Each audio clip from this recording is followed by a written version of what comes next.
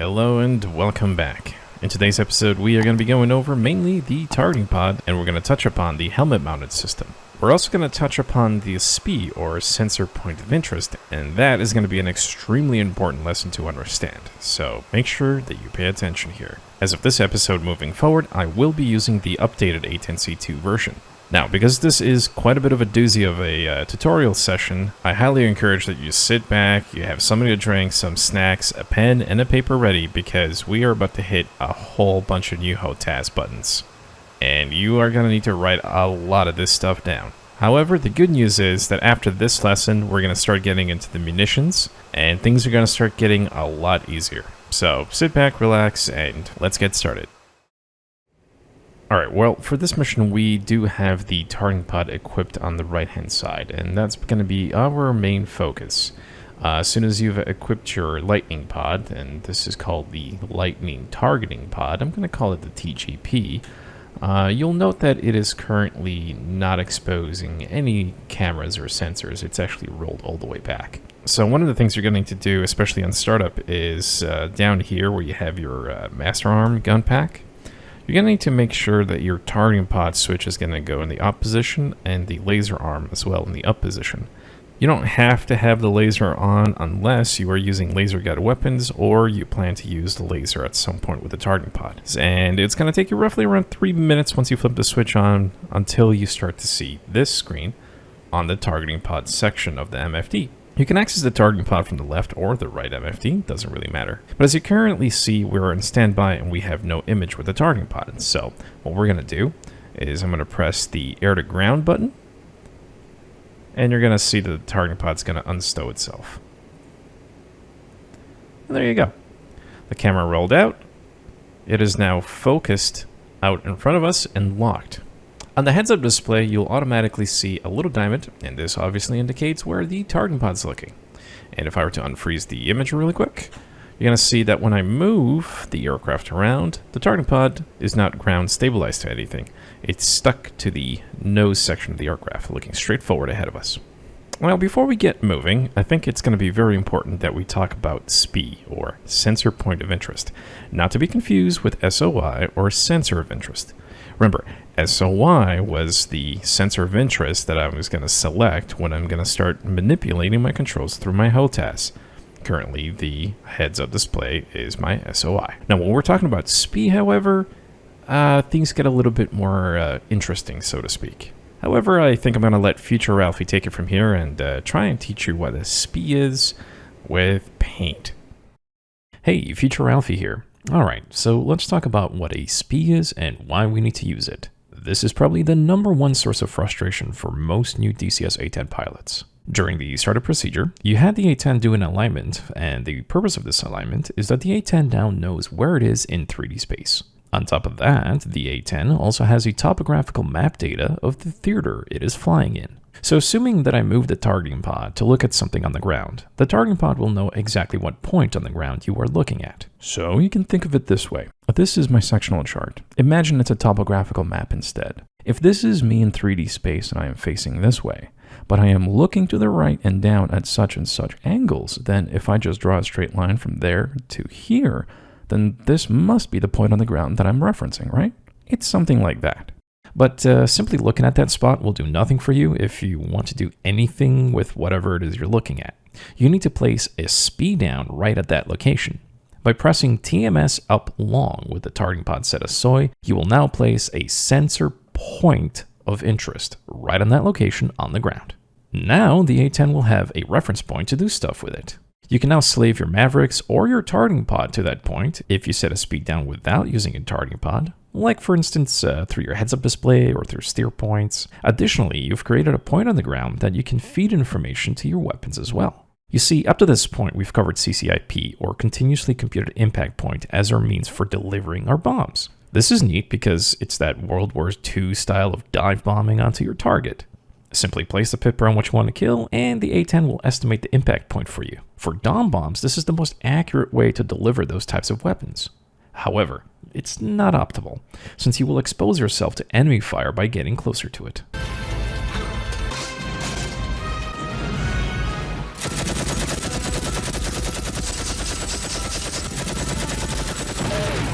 So that's why CCRP exists, which stands for Continuously Computed Release Point. If I, for instance, saw a car with my targeting pod and I set a speed down on it, I now created a point for my A-10 to calculate a drop zone as to when the weapon should be released in order to hit it. Because this system is automated, I no longer need to do it manually by dive bombing at it. I can simply fly straight and level right over the target, and I let the A-10 systems do the calculating for me. I will hold the weapon release button down, and as soon as I fly right over the drop zone, the computer will drop the weapon for me. And this is fantastic news, because now I can sit way up high from the enemy and let the weapon do its thing without having to expose myself to enemy fire. This, however, isn't something that I would typically use for dom bombs, because CCRP drops with unguided munitions are highly unreliable, and the accuracy is at the mercy of factors like wind and your precision of flying, etc. and so forth. But for guided weapons, like the ones we will be going over in the future, it's the best delivery option. And for some weapons, it's the only delivery method. There is one caveat though, and that would be going back to the point that the targeting pod doesn't see what you see. It only sees the point on the ground from the topographical data it has stored. So let's say that we are flying relatively low, and we look forward and spot a vehicle. Cool. We designate it, set a speed down, and then fly over to drop a GPS guided bomb. You will note that the impact point will be behind the vehicle. But why? Why? The reason is that the targeting pod doesn't see the vehicle. It sees the point on the ground along its line of sight. The vehicle is not part of the topographical data that the A-10 has stored. And as far as DCS is concerned, neither are any of the buildings. One way to fix this is to use the laser. By firing the targeting pod's laser while setting down a SPI at the same time, you will let the system know that the distance of the laser is shorter than the distance that the TGP thinks is true. The SPI will instead be placed along the line at the point where the laser stopped. However, the laser has a maximum range of somewhere around 6.5–7 nautical miles. So if you're trying to designate the vehicle from like 10 plus nautical miles, this simply won't work. A quick workaround would be to simply designate on the ground at the wheelbase of the vehicle. This will give you a pretty darn good SPI point so that your weapon will be delivered right on target. Alternatively, just fly at a higher altitude. This will allow your line of sight to look through the vehicle on the ground below it. But we all know that flying high is not always a choice that we can make, due to bandits or SAMs in the area. What is it? Holy shit, we're being painted! Okie dokie, hope that helps. Take it away, past Ralphie. Alright, now that you understand what a SPI is, more or less, let's put that into practice. So at any given point, you already have a SPI set. By default, the SPI will be your currently selected steer point. So if you take a look at our heads-up display at the data block, you'll see that our current selected steer point is steer point 0. It's directly behind us, as indicated by the box over here, saying that it's 15 miles behind us, because 15 miles is here, and it's 180 degrees behind us, at a bearing of 257. And if I take a look at the TAD to visualize this a little easier, yeah, indeed, it's right behind us. That's where we started. And I'm flying out here. We have 3 other steer points here. So I'm going to go ahead and select steer point 1, and you'll see that the yellow box has moved over here. We're obviously facing steer point 1. There it is. It's on the ground over there. And the other additional thing that you should be able to see is this little white wedding cake symbol. This will always represent where your current SPI is. So as I said, by default, there will always be a SPI. So if you've not set it down, you just took off, you started the aircraft, you're in the air, your currently selected steer points will always be SPIs.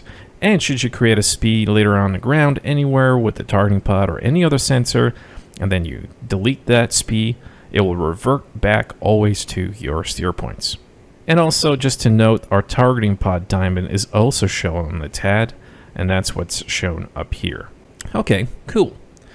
So with the helmet mounted system, we will touch upon this in a little bit. It's going to be a lot easier to move the targeting pod from point to point to point, because we're going to be able to look at things and basically move our targeting pod over there and set SPIs and mark points and all of that stuff. Don't worry, we'll get to that. So first, let's get the core system out of the way, and then we'll step it up to a easier method with the helmet mounted system, okay? But before we do any of that, let's just take a look at the actual targeting pod and just go over some of that symbology and how it actually works. All right, so if I zoom in over here, you'll see that there's just a bunch of information, nothing too crazy. Right off the bat, you can ignore what this is, you can ignore what that is. This is just basically showing you the tilt of your aircraft, the roll of your aircraft. Remember, the TAD has the same exact roll, so when your head's down, you just want to make sure that as you're manipulating stuff in here, you're not like rolling the aircraft if you're not an autopilot. So it's just a visual reference. And you have your north and east coordinates down here, which will indicate exactly where the targeting pod is pointing to. Currently, it's not set as soy, so if I was to press coolie hat right long, I'll set it as soy. There's the green box around it. And now if I was to move the slew sensor around, I can move the camera around. Pretty easy. You obviously have your crosshairs, and then you have this number up here. Now, don't worry about this number. What this number is a yardstick measurement. So essentially, this crosshair from here to here is 195 meters. You will almost never use this, which is why I say don't really worry about it. But let's say you're anal about trying to figure out how big something is for whatever reason. You could essentially zoom the camera in until this line aligns with the length of something, and then figure out how long it is. Maybe how long a bridge is. Perhaps you want to see how big a gap between vehicles there are, so you can set up your bombs and drop them at intervals so they drop at, let's say, 50-foot increments. It has its uses, but for our general purposes, we're simply not going to use this, so don't worry about it. The number you're really looking for is this number down here, and this represents our slant range. Essentially, this is the range from the actual targeting pod to the point that it's looking at on the ground, which is right over here, which is 9 nautical miles. Neat. The L over here represents that we have the laser, and it is armed, but it's not firing. When it is firing, it will start flashing. Next, we have a little compass rose up here, and this will always tell us where north is. This is north, west, east, south, and north is this way. So if I was looking at something underground over here, and I was working with a buddy of mine, and we were both looking at the same spot, it doesn't really make much sense for me to say, hey, I see something to the left of that spot, or to the right of that spot, because left and right is relative. If he's somewhere completely different than me, and we're both looking at the same thing, his left may not be my left. So instead, you may need to use the compass rose. And this is where I would look at this and be like, oh, there's something over there. I need to tell my buddy right away. I will look at his compass rose and say, oh, this direction is north. So I'll be like, hey, to the north of what we're looking at, there's a thingamajiggy over there. Kill it. Easy peasy. And next up, we also have this little dot up here. It's actually a square, but who gives a damn? So this actually gives us a representation of where the targeting pod's looking at. So I'm going to go ahead and I'm going to actually start slewing this targeting pod so you can see what I'm talking about.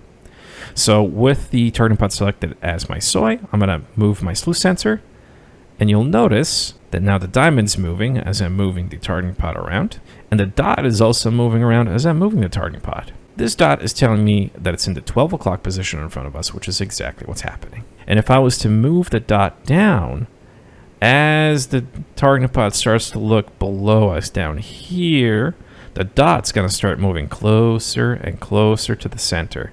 Once it's at the center, and it's literally telling me that the targeting pod's looking directly underneath me. And then as I move to the 6 o'clock position, it's telling me that the targeting pod's looking behind me. Easy peasy. And of course, if I move the targeting pod over to the right, now you see that the targeting pod dot is over here. So my targeting pod's probably over here somewhere, and it's probably looking over there in that general direction. So this is just a really good quick reference in order to get our eyes out of the cockpit and look at the spot. Because let's say my friend says, hey, I'm going to roll in. I need you to get eyes on the area of operation, the AO, and just let me know if you see any missile launches. Like, oh, I was stuck looking at the targeting pod. I don't know where. No, you have no excuse. You look at this, you look at the dot, you get your eyes outside there, and you quickly find whatever it is your targeting pod's looking at. And it will be a little bit easier because you have the helmet-mounted system display. If you have the update, you may not. So that will be much easier for you. And if you don't have that helmet-mounted display, then, well, life's a little bit more difficult, but you should still have no excuse because you now know exactly where the target pod is looking in reference to your aircraft. All right? And as you can see, with the target pod looking like this, it's a little easier to make out where north is. North is indicated this way now. So north, west, east, south, as the target pod is looking at it. So very helpful. Next up, we have the area or point mode that the targeting pod is going to be looking into. The easiest way to explain this is this. You see, the targeting pod's not an AI. It doesn't understand the image that it's looking at. The only thing it's concerned about is it's saying, hey, from here, let's just draw an imaginary line all the way to the point on the ground where he's looking at. Take a look at where I am in 3D space. Take a look at the ground and say, hey, this is the spot that we're looking at right now. And that's pretty much it. That's it. And I can then feed data to my computer and to my weapons and go from there with SPIs and all that nonsense. Beyond that, the image that you're seeing is just for you. The targeting pod doesn't care. It's basically like you having a guy strapped to the side of your wing with a camera and you're just telling him, point right there and tell me what you see. Just show it to me. Don't bother. Just let me see what's going on. That's literally it. I can change this mode into point mode. So if I press TMS up short, you will notice that now I'm in point mode. Generally speaking, nothing has changed. The only thing that has changed is that now I have a nice solid box around here. And if there's anything that crosses within the center of this box, it is going to follow those pixels and it is going to essentially track vehicles. So I'm currently looking at a city right now and I know that there's some vehicles driving about.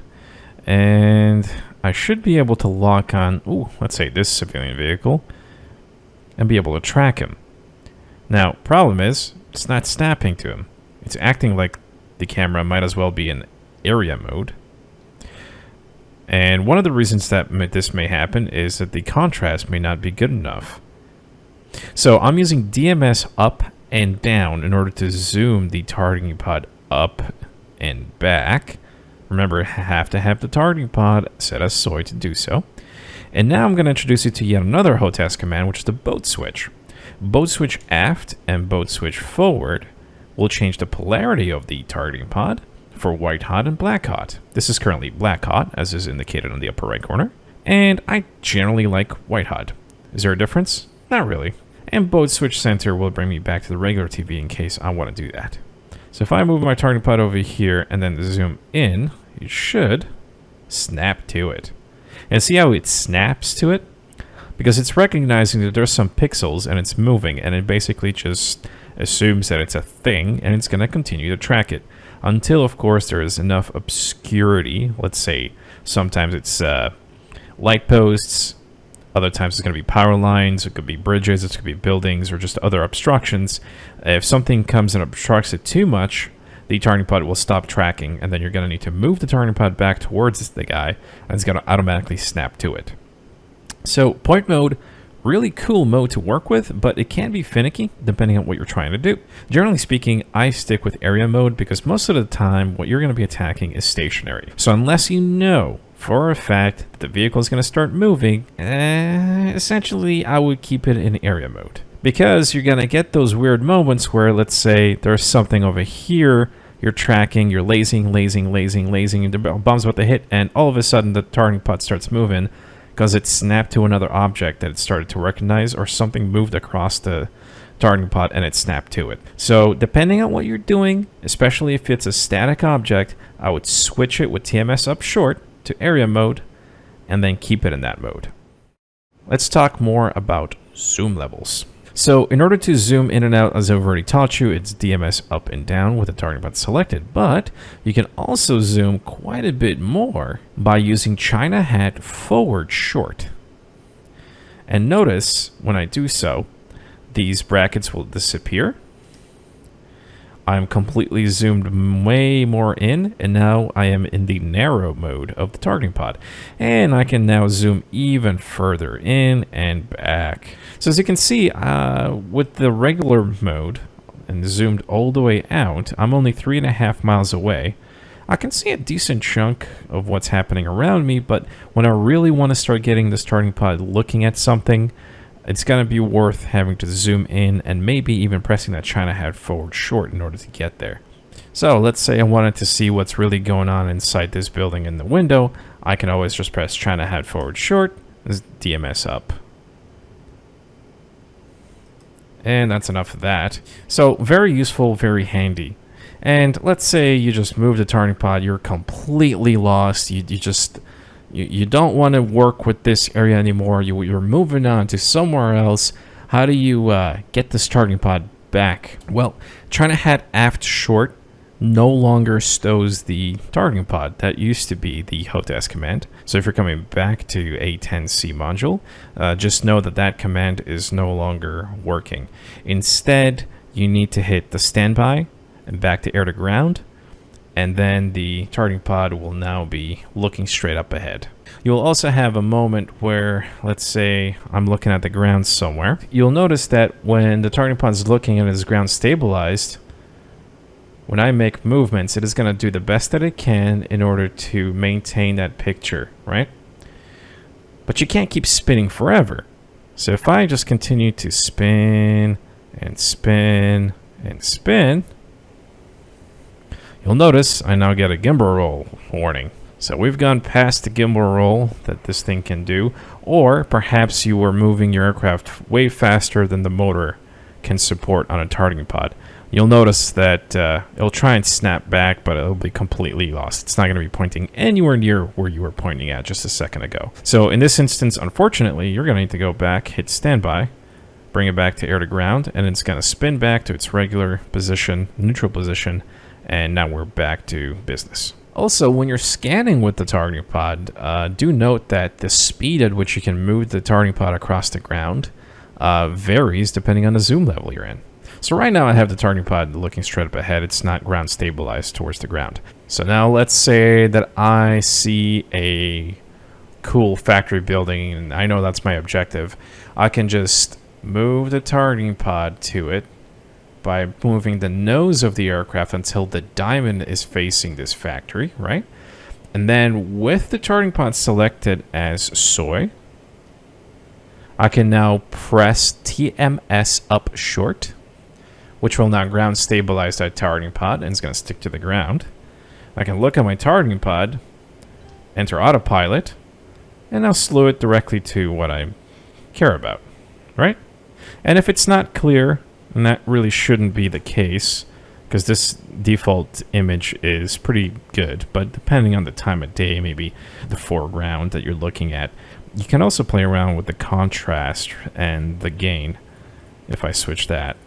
But generally speaking, you can leave this alone. It's perfectly fine.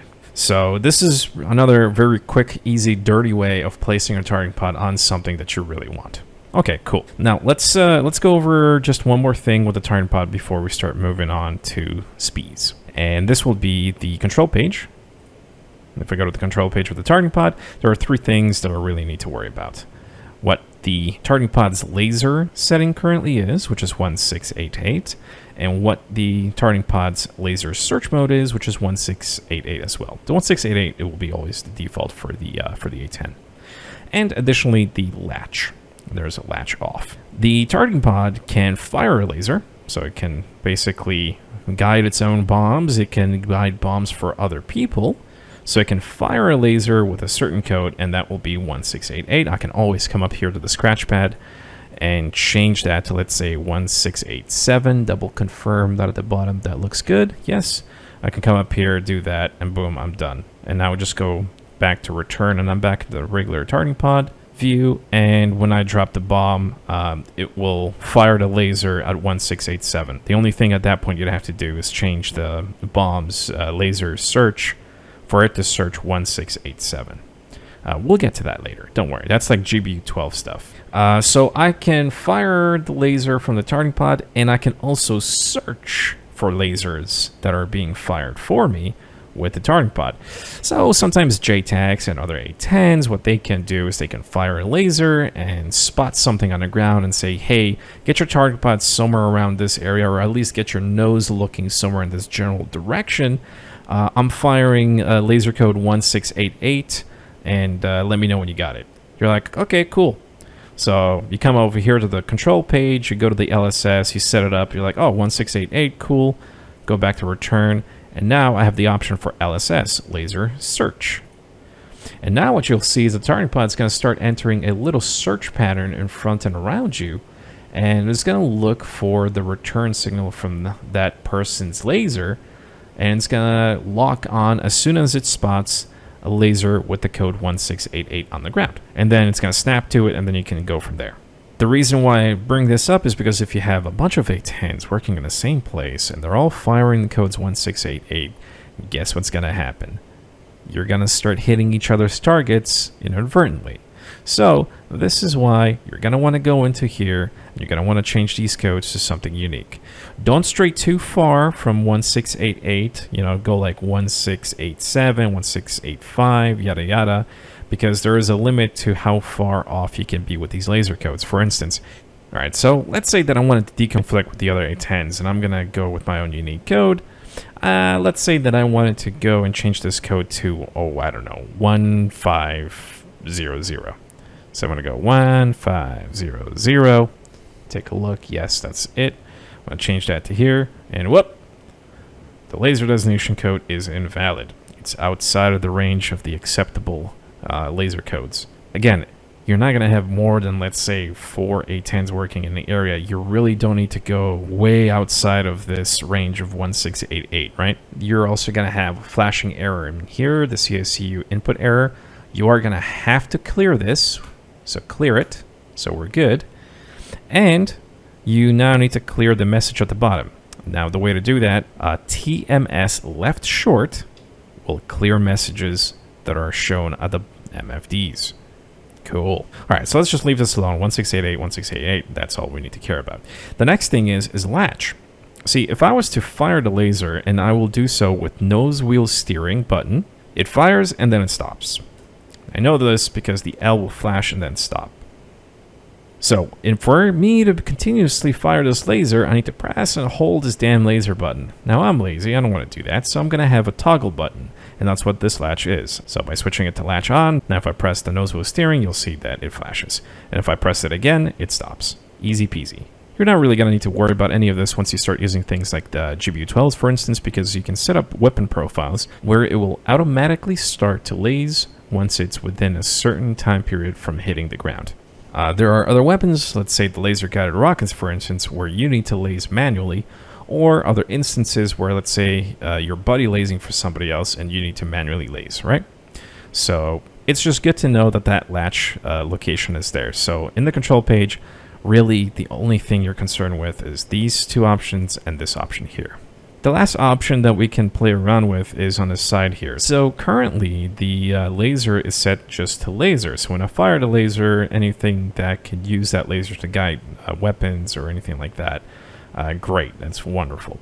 I also have another option, which is IR. This is infrared. Now this is useful for nighttime operations because when I fire the laser in IR at nighttime with night vision goggles turned on, you can actually see the laser being emitted on the ground. So it's a really quick, dirty way of showing other A-10s or anybody that really has night vision goggles what it is that you're looking at. Now, we obviously have other means of showing things like that, where you don't have to like draw a little straight line from you to the enemy, because if the enemy has night vision goggles and you're in a multiplayer server, guess what? They can see you too, right? So that's something to consider. But IR cannot guide weapons. So IR is just basically purely visual, right? However, should I want to fire a laser and have an infrared image at the same time, I can switch it again, and now it's going to do both. The amount of times you're going to use this is basically almost zero, but, if you ever needed to know that, here you are. But we're going to go back to laser, and we're just going to fire in the laser mode. Now, lastly, what we want to talk about for the targeting pod is masking. Now, notice that if, let's say, I was looking with this targeting pod over to something, I don't know, way back over here, there's a little problem in that the targeting pod doesn't really care what it sees, like I told you earlier. Instead, what you'll find is that the camera is just going to look through things like the weapons here and the frame of the A-10. So let's say that I'm going to move this targeting pod over to the far left. So now it's looking directly to the left of me, as I can tell by the dot. And if I was to bring it up, you'll notice that, we're now looking at the frame of my own aircraft. And this is a situation where the targeting pod is now currently masked. And that's what this little M represents, masked. Now, masking isn't a huge deal when you're just looking at something and you're not guiding any weapons, because masking will just mean, you know, as soon as you roll out, you're going to be able to see the target area again.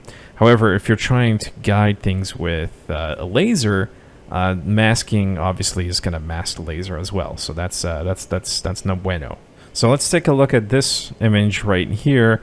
Everything here is perfectly fine. Now we're starting to get into the area where we're about to start masking the image. And if I start moving it up a little bit, we should start seeing the M show up. Now it's telling us that, hey, one of our sensors is starting to get masked. And at this stage, it's not safe to fire the laser or drop weapons because the sensor has been masked. Even though you cannot really see anything in frame that's blocking your image. Well, you have to take a look. It's not just this one thing, it's several different sensors looking. So even though your camera may be looking at something and nothing's obscuring its vision, that doesn't mean that the other sensors may not already be obscured. So in this instance, we are already masked and we need to start doing something about it. For instance, I would at this instance roll the aircraft to the right, which will give me the targeting pod a nice clean look at the area. The easiest way to stop masking is to fly high and above something so it looks straight down and below it, and then there's no reason for the targeting pod to be obscured. So the higher you are, the safer you are from obscuring your vision of the targeting pod. Or make very soft, shallow, gentle banks. So if I had just deployed a weapon, it is guiding, my laser's firing, I wouldn't bank any harder than this. I would maybe even set my autopilot to altitude mode and just start flying to the left and wait until that bomb reaches the ground. And that's it. Alright, that was the easy stuff. Now, let's get to the point of the SPI. So now we want to see how can we start moving the targeting pod over to the points, let's say our steer points, or towards our SPIs. So this is where the China hat commands come in on the throttle. Now, if you'd like to know where all of these commands are, reference the manual. It's either the A-10C manual or the A-10C II manual. For the A-10C II, it is going to be pages, I think, 91, 92, and you're going to have HOTAS commands for your joystick and HOTAS commands for your throttle. So based on what we're looking at in this chart right now, the China hat long forward command will slave all of our sensors to our currently selected SPI.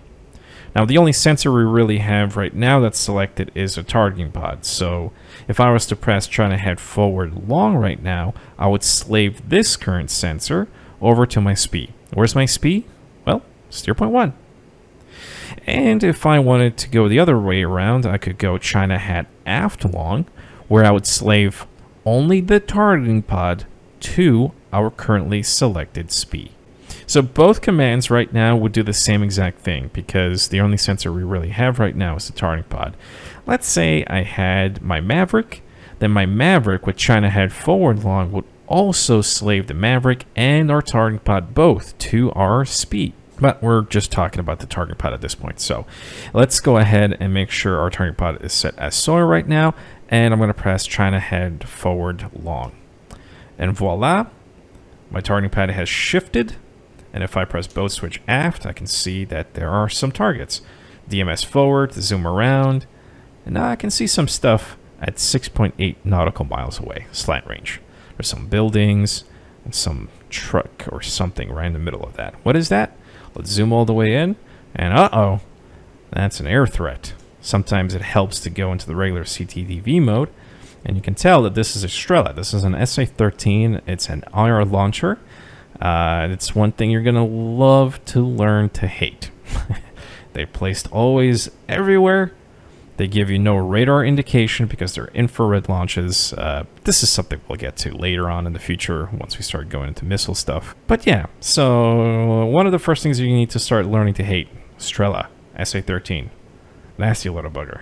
But in any case, I have moved my targeting pod over to something, and if I ever wanted to slew it back to the SPI, all I have to do now is press China head forward long, and now I have slaved all my sensors back to my SPI. Easy peasy, right? Now, I don't just have to move around the targeting pod to the steer points. For example, right now, I have slaved all sensors to SPI. And my current SPI is set to Steerpoint 1. If I was to change this to Steerpoint 2, you'll see that Steerpoint 2 now switches to my active steer point, and it is also my SPI, and my targeting pod has looked over there to reflect that. And if I do that to Steerpoint 3, that's where it goes, yada, yada, yada, right? But I can do my own SPIs, right? I don't have to just utilize the steer points, because that, what the hell would be the point of that, right? So I'm going to slew something, I don't know, way out here in the trees, right? Let's just say that we saw something. So what I want to do is be able to set a SPI right there. Now the way I'm going to do that is with TMS up long.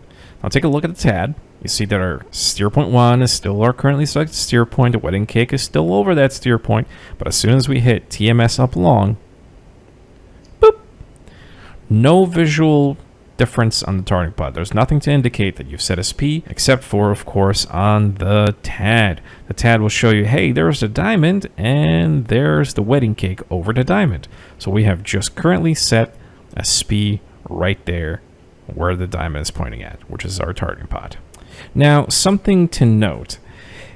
We haven't so much set a SPI on the ground, and now we can take the targeting pod and just start moving it off the spot that we just set the SPI to. Technically speaking, what we're doing is we're setting the SPI wherever the targeting pod is looking. So if I take a look to my TAD right now, I'm going to make it soy. I'm going to press China head forward short once, twice, move the cursor around.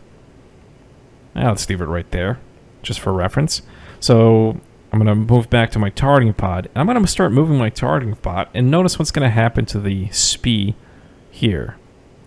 As I move the targeting pod, the SPI moves with the targeting pod. So technically speaking, when we press TMS up long with the targeting pod, what we're doing is we're setting the SPI on the targeting pod. Wherever the targeting pod's pointing, that's where the SPI is. So as I'm moving the targeting pod, so is the SPI moving with it. So let's say you wanted to make a reference point on the ground. So let's say you see a bunch of things, but you want to start marking these things individually, and you want to move your cursor off, then you wouldn't use SPI for this instance.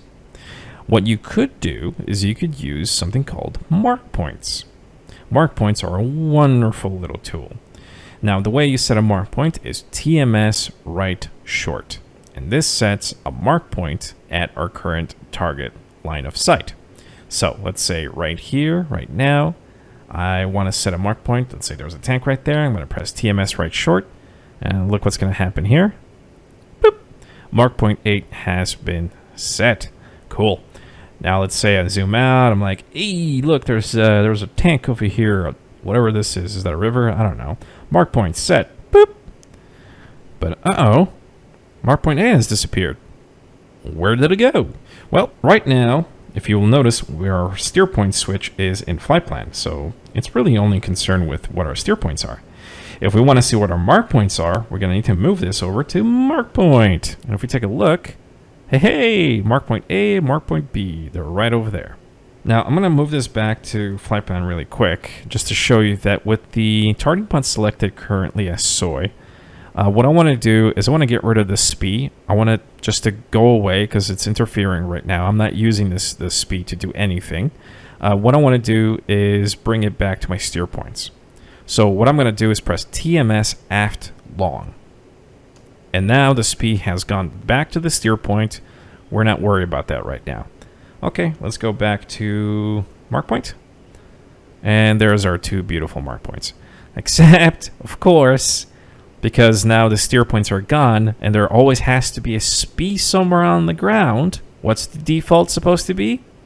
Our currently selected steer points or waypoints. In this case, the waypoint is our mark point, which is mark point A. And I can scroll through these mark points by going to mark point B, and now mark point B is selected. And you can see that reference in the data block. Okay, some of you might have just gone, whoa, what? I know.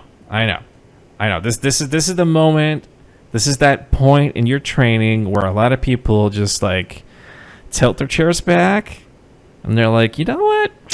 Maybe this isn't for me. But I promise you that all you have to do is fiddle around with this a little bit, take in everything that I've said, And the more examples that I show you, the more work you put in on your own, you're going to start to see how this works. And it's really going to start becoming second nature.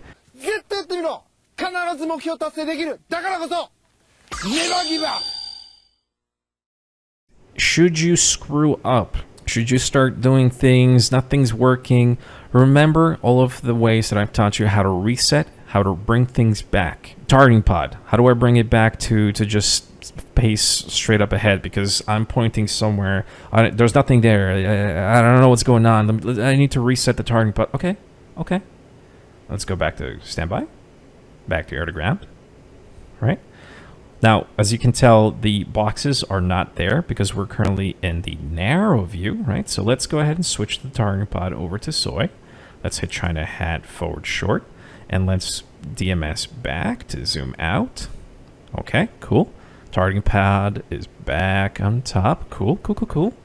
Okay, we don't care about these mark points anymore. Unfortunately, we cannot delete mark points. So that's just something you got to keep track of. Mark points are reserved A through Y and not Z. Okay, I'm done with mark points though. I want to go back to steer points. How do I do that? Okay. Let's go back here. Let's go to flight plan. Okay, let's go to our TAD. Coolie hat left long. Let's zoom out with DMS aft. Cool. All right. There's our steer points. A last placed mark point will always be there, so that's not going to go away. But you'll see that not every single mark point that we've placed is going to be there. Only the last one you've placed. So the last one we placed was mark point B. That's why it's still there. But shit, my map. It's my A10 is over here. What the fuck? Oh, don't worry. Currently, we are in EXP2 mode, so our TAD is not referenced over us. It's currently referenced over this little cursor. So we press China head forward short once, and we're back to regular map, right? But everything's black. Why? Well, as you've noted from our previous lesson, we're currently looking at 160 nautical miles. That's the outer circle. Our map doesn't have that data for that kind of zoom level, so we need to press DMS up a little bit. Oh, there. Now we have a map. Cool. So let's go to this zoom level, and we can hit map twice, and now we're in map manual. So now when we zoom in and out of the map, nothing changes. The map stays exactly where it is, and we have information all over this Syria map. Okay? And remember, our cursor is now way out here. If I press China hat aft short, the cursor will go back over the A10. You see the cursors there. Okay, cool. Everything's back to normal. So let's go back to trying to put a targeting pod over this steer point, because that's our objective. Let's say we just took off from a multiplayer server. We want to get to steer point 1. We want to get our targeting pod on it. Okay, no problem. Well, let's take a look where the steer point is. That's steer point 1, and the wedding cake is over it. Awesome. So all I have to do is coolie hat right long to set this as my soy. Trying to head forward long, and that will slave my sensors to my currently selected SPI. And look at that. We are back at looking at the targets. Cool. Awesome. And if I wanted to attack something, all I would have to do is slew this over here. Set this as my SPI. I'm going to press the TMS up long button, and now I would just roll the aircraft towards that steer point. I'm going to follow the line from the total velocity vector towards the objective. And I can also follow the targeting pod, because that's literally what it's looking at, is the enemy. Okay, there it is. That's where I have to go. Cool. And we take it from there. Okay, so take a deep breath. It's not too difficult. It's just a lot of buttons in the beginning as you're starting to learn. It'll get better, I promise you. All right? Don't give up on me. This is the hardest hurdle right here, okay? If we can get past this, everything else is great. Now, one other thing that I want to mention here before we move on to the helmet-mounted system is what I see most people do that's incorrect is they take off. They're like, okay, well, I don't really know the server. I'm just going to fly towards waypoint 1 and just hope for the best. So they fly towards waypoint 1. They're like within, I don't know, 3 miles of the objective. They slave their turning pod over to the objective because they just watched a cool ralfidude video and they showed it to them, so now they know exactly what to do, right? So they're flying towards it, they do that, and then they take a look at their targeting pod, and they can't find anything. In this instance, obviously, I grouped everything really tightly together. But just imagine if you're here and you're trying to find targets and, you're fully zoomed in like this and you're like, well, I can't find anything. Ralph, there's nothing there. Well, of course you're going to have a hard time trying to find something when you're zoomed in like this and trying to find targets at, under 10 miles. We're at 3.5 miles right now. It's almost like trying to play soccer with binoculars.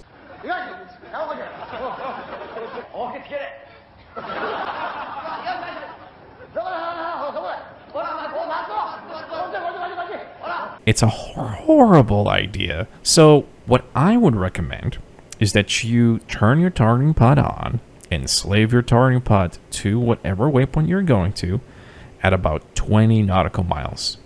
Hell, objects will render up to 30, maybe 40 nautical miles depending on your setting. So at 20 nautical miles, when you're that far away, it is really easy to spot targets. You can even see everything that's there and make a plan of attack on how you're going to approach this target. So let me just fly way out there. I'm going to reset the targeting pod. And we're just going to pretend like I'm flying in there for the very first time and I have no idea what's there. All right, so I am currently 21 miles away from Steerpoint 1. Great, I just took off from the airfield. I'm flying towards the objective. I have the wedding cake over Steerpoint 1. Awesome. Let's press trying to head forward long to slave my targeting pod to my SPI. And let's just pause right here. Okay, now if I zoom in, I put my boat switch in the aft position. Holy hell, I can see everything. I haven't zoomed in at all, and I can already see everything that's there. Now if I zoom in, holy hell, I can really see everything now. And if I really wanted to identify what everything is, trying to head forward short, holy hell, I can make out these are APCs. And if I go over here, I'm like, oh, okay, so there's a Strela right here in between these 4 buildings. Okay. Then I have this column of vehicles over here. Okay, cool. And here's another Strela between these 4 buildings. All right, awesome. I don't see any man pads. And man pads are simply just guys with shoulder-mounted IR launchers, the heat seekers. So they're really harder to spot than vehicles because they're so tiny. But, okay, so right now, all I can do is, okay, well, these are the only targets that I can see. There's nothing else around the area. I can see the entire objective.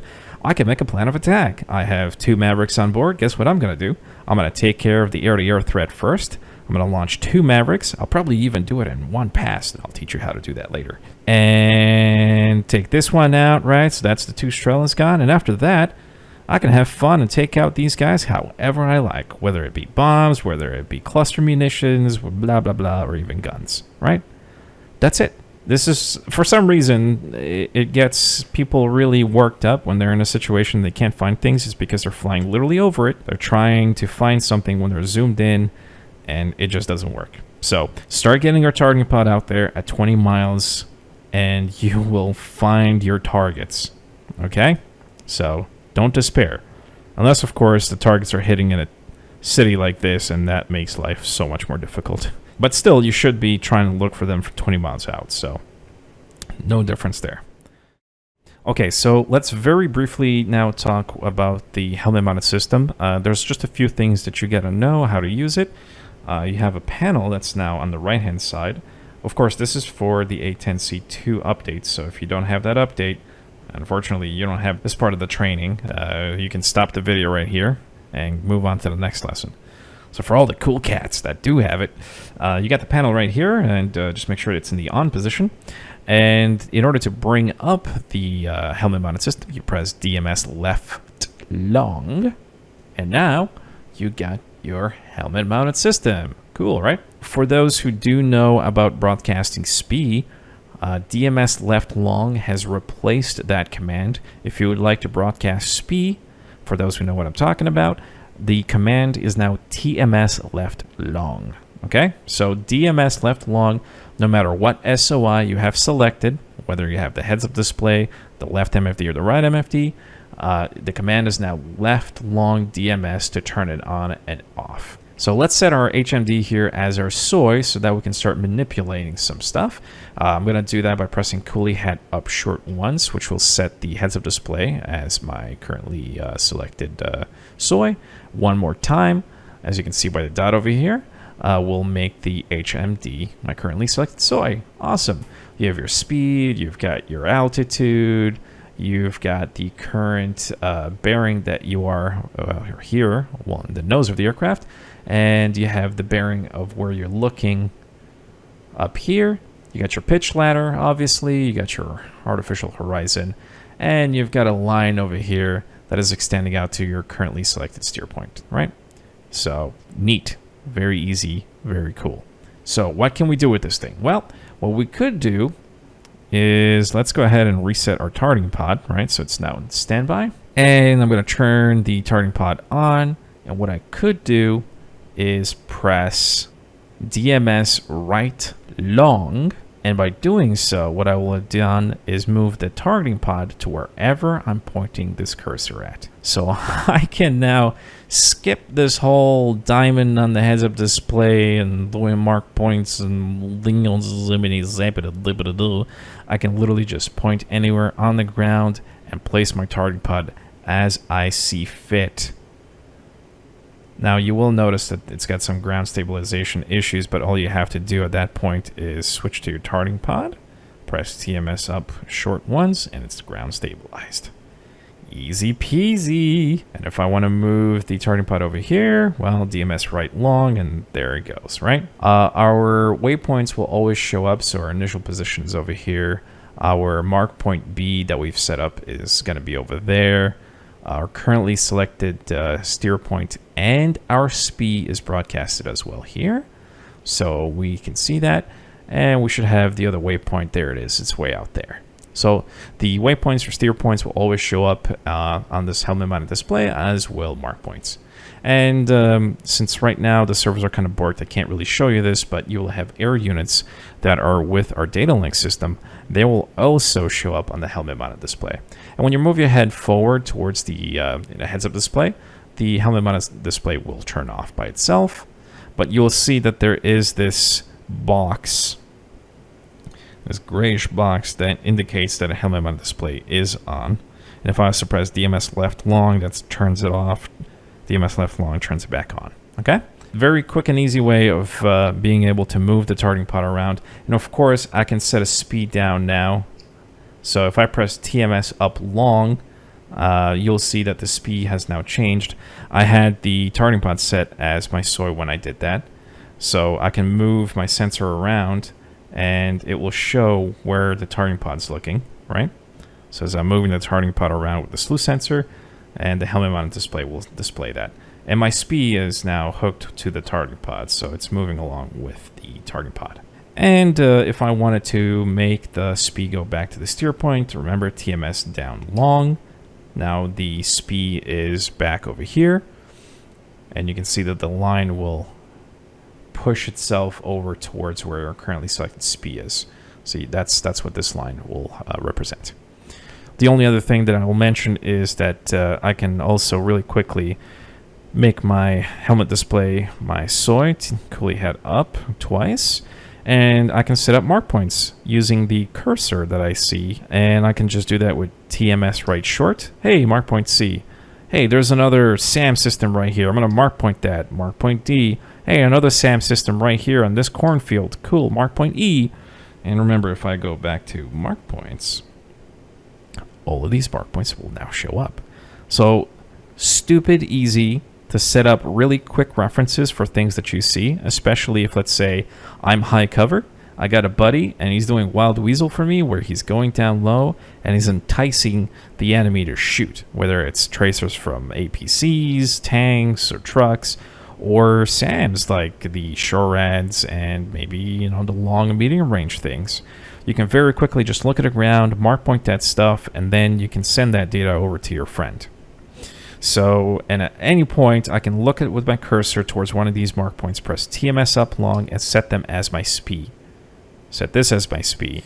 Additionally, you also have a little cursor with this helmet mounted display. So if I have the display set as soy, then I can use a slew sensor, move that over by itself, and I can designate stuff. So TMS up long, and I can set that as my SPI, and China hat aft long or forward long will slave my targeting pod or sensors straight to the SPI. Boom, the targeting pod is looking right at it.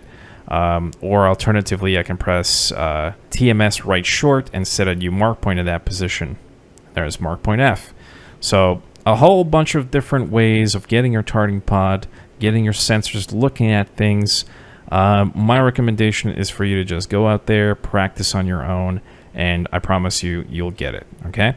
So we are all going to start utilizing all of this information in the next lesson. So we'll start going over things like GBU-12s, GBU-38s, and CBU-97s. And we will be deploying these weapons in the new mode, which is CCRP, Continuously Computed Release Points. And this is where we're going to start utilizing the SPIs in order to drop weapons on these points. And that's the entire reason why we learn how to use the targeting pod and how to set SPIs on the ground. Practice this for a little bit, and then the next lesson is going to make a whole lot more sense, all right? So hope this wasn't too painful. I'm sorry I was so long. I'm going to shut up now, and I'll see you guys in the next one. Bye.